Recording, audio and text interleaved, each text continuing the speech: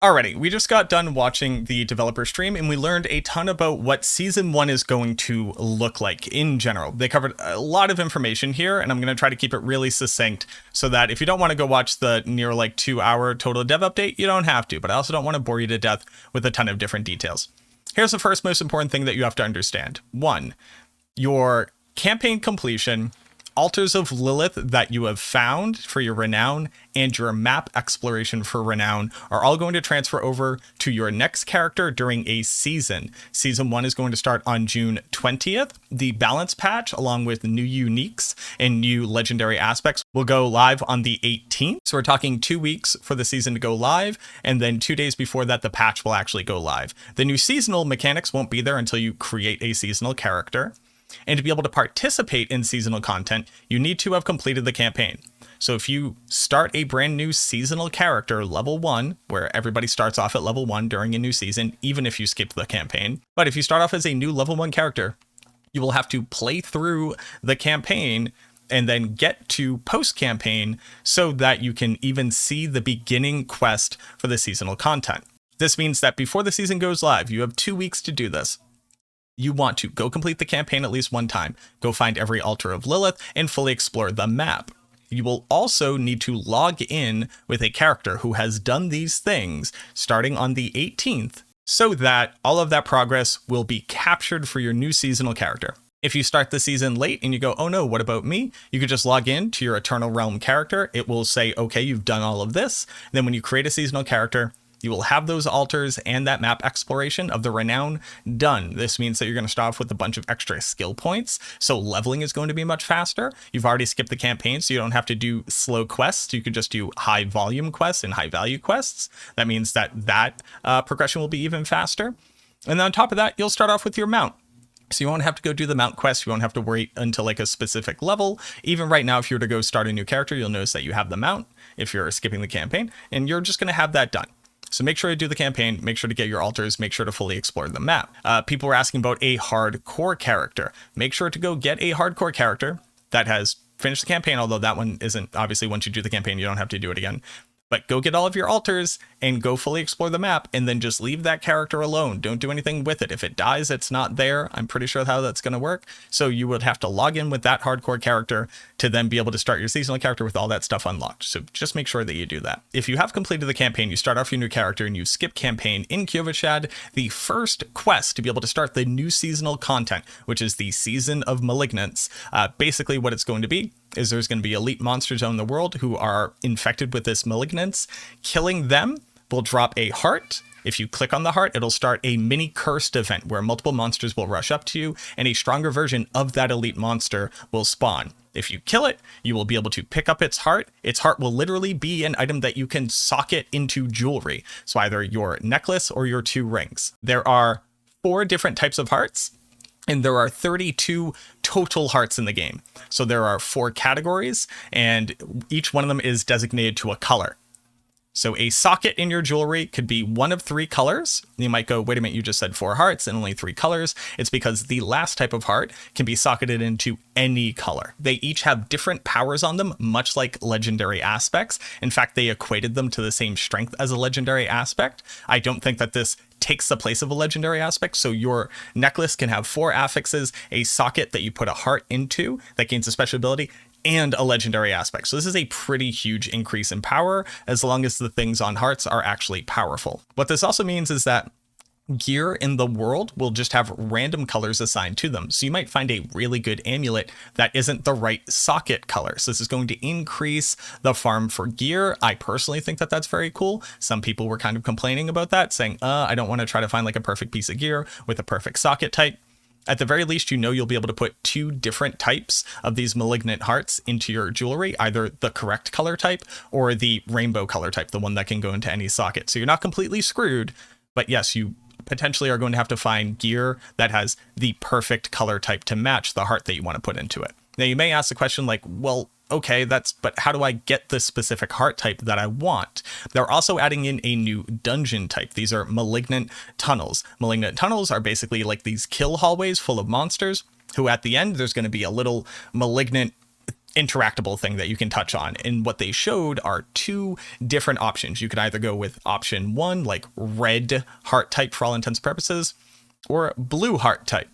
It then spawns a Malignant Elite monster that you can kill. You only need to kill it 1 time, and then it will drop its heart. So you at the very least can kind of target farm in that way. Go to a Malignant tunnel, pick the color type that you want. You will kill a monster like that, and it will drop a heart from that color type.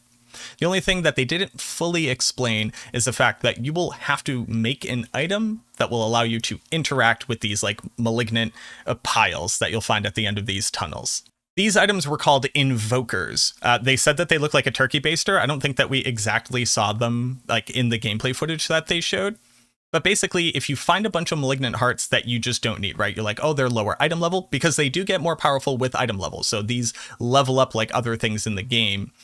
You go, oh, I don't really need these ones. You can salvage them for a material that you use to make an invoker. The invoker is the thing that you need to be able to activate the malignant mass at the end of a malignant tunnel, to be able to summon a Malignant Elite to get the heart color that you want.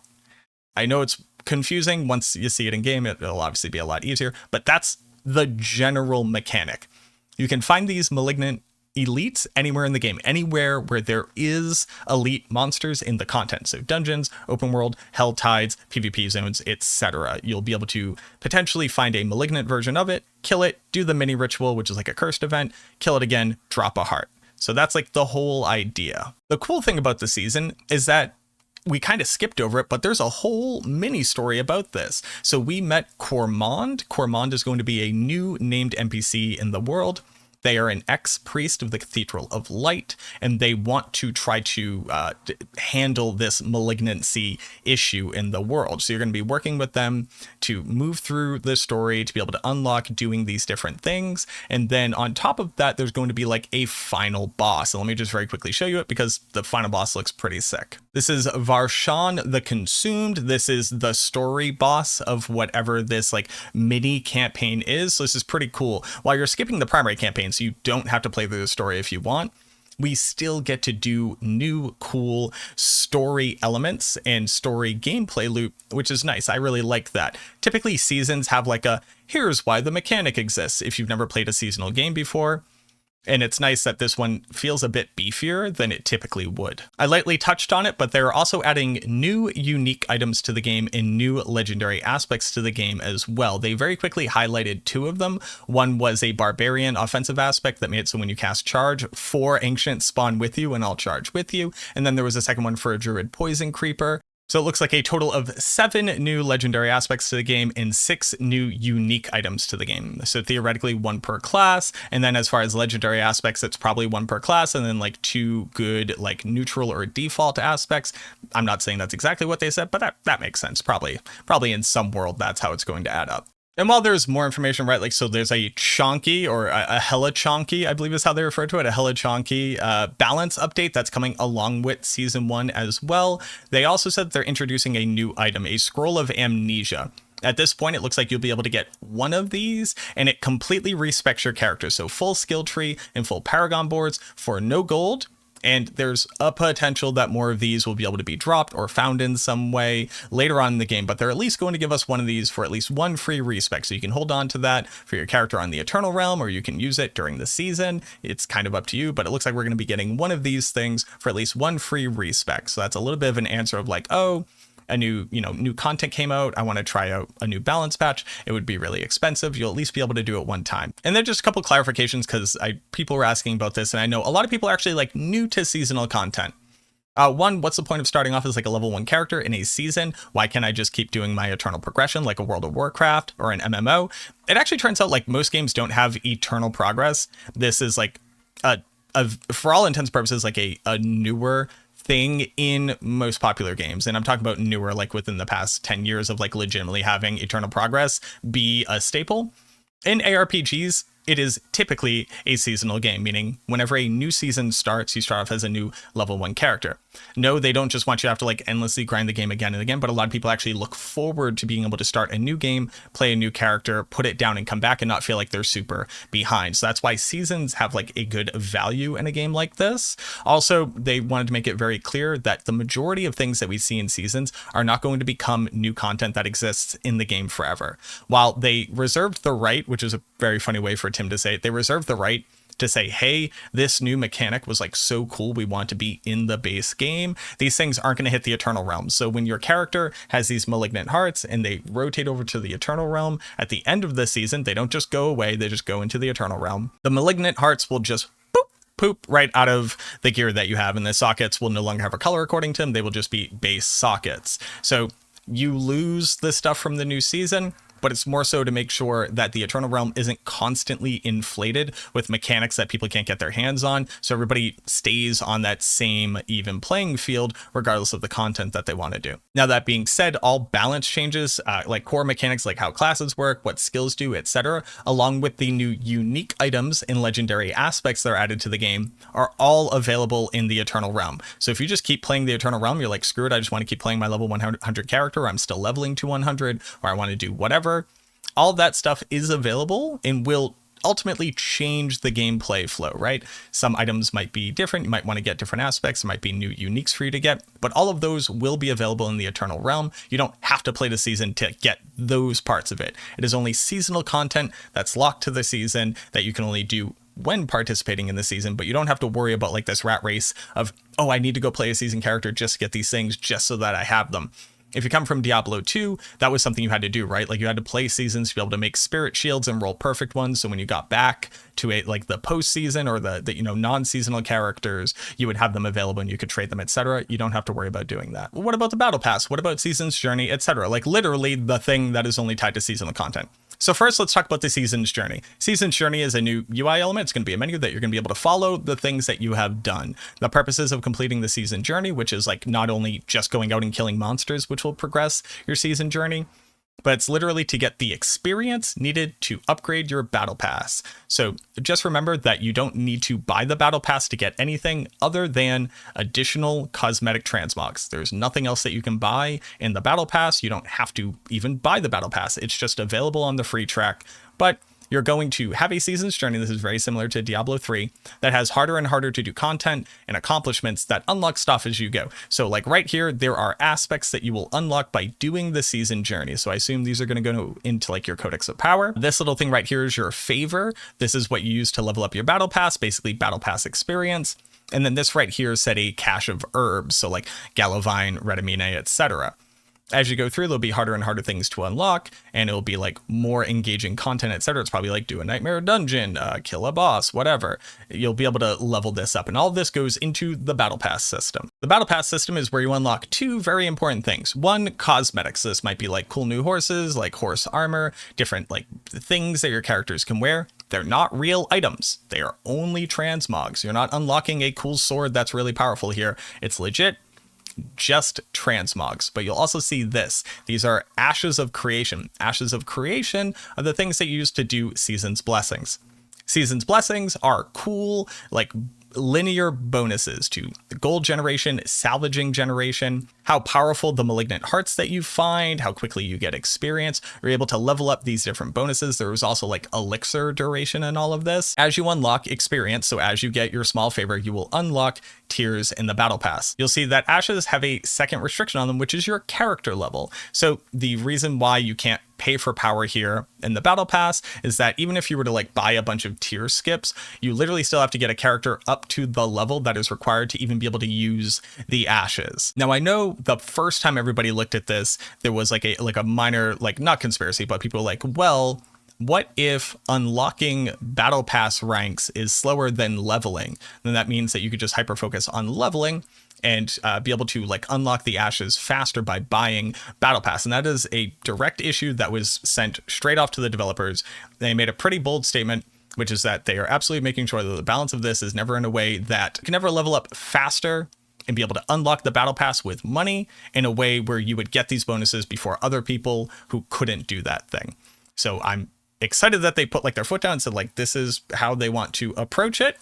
We need to make sure that they approach it from that way. And if there's ever a way to like exploit it where you could do it differently, we just have to make sure to get it sent back off to them so that they know, so that they can make sure that that's like not an issue. But their full intent is there for there to be no way to be able to scam the system to unlock the Ashes faster than somebody just getting levels and doing the Season Journey like they normally would. Because you have to remember, you don't even have to do the little like special things in it. Literally just killing monsters gets you Season's Journey experience. And these are ways of like getting it slightly faster. So like just going out and just hyper farming is still going to get you progress along the battle pass. So hopefully they've implemented it in a way where there's no way of scamming it. But again, if they ever do, we need to report it so that they can fix it. So here are the Season's Blessings that they showed us. And we've seen this before, but now we see the Urn of Malignance, which says boost the chance of powerful malignant hearts to drop. Hearts drop after completing the campaign. So as you can see, each level requires some amount of smoldering ashes. They didn't quite explain whether or not we'd be able to level up all of them when we finish the battle pass, or if we'll be able to like respec these, like dump into experience early, and then pull them back out and put them into Urn of Bargaining. We don't have the exacts on how that works. I can't assume that it is like a permanent decision, because that would be pretty whack. And if it is pretty whack that way, you'll absolutely hear me complaining about it, and hopefully they will get that changed. But the idea is that you can pick the boosts that you want. So I personally doubt that we'll be able to just level up all of them. I think it's going to be a decision, almost certainly with the ability to respec at some point. But like you see right here, if you put all 4 into here, these are linear buffs. So you go from plus 5% to plus 20% gold when you sell something. So just 20% additional gold. It just speeds up your gold creation by 20% that much faster. Salvaging, an additional 10 up to 40% chance that you will get a rare material as opposed to a base material. So like more veiled crystals, more coiling wards, as opposed to just like iron chunks and silver ore. And then the one thing that like we don't quite know here, and I will uncover it from myself, is a 20% boost to powerful malignant hearts dropping as opposed to non-powerful malignant hearts dropping. So it looks like there's going to be at least like some kind of tiering system for malignant hearts. You have like a base one, a rare one, and a good one. I don't know exactly how they're going to have it all set up, but putting a bunch into these means that like your heart farming will be more efficient, and you're more likely to get stronger malignant hearts than you would. So this says to me that like malignant hearts that you get early on are going to be like cool, but lower value version ones, or perhaps the variables on them can roll lower. We know that it's tied to item power. So the monster that drops its item power is going to be the item power of the malignant heart itself. So very different from gems, which basically just have a level requirement or the content requirement. These will literally level up as you go, but we might see rare malignant hearts. We might see legendary malignant hearts. Not exactly sure on how that's going to work, but this will increase the chances of them being better. And whatever better is, I want better. Great dev stream. Very excited to see what's coming. Again, look for those patch notes for the big chunky balance patch for season 1 on the 18th. That's when we'll be getting them. I'm excited to see what they change. If I could make like a wish list of things that make into it, I'd mostly just like to see a ton of bug fixes and maybe a reevaluation of how the damage mechanics scale in this game. Vulnerable being a multiplier for every single build. No matter what, you absolutely need it. Maybe something like that being changed would be pretty cool, just so that the game can, continue to innovate and we can expand the design space. But I'm not going to sit here and bore you with every single thing that I wish would happen to the game. I hope that this was like a pretty decent synopsis for everything that happened in the dev stream so that you're caught up. If you have any questions, let me know down in the comments. If you haven't already subscribed to the channel, I'd love to keep you around. I'd love for you to see the rest of the content that we got coming out. Thank you so much for watching this video. Truly, I appreciate it. And I look forward to seeing you in the next one.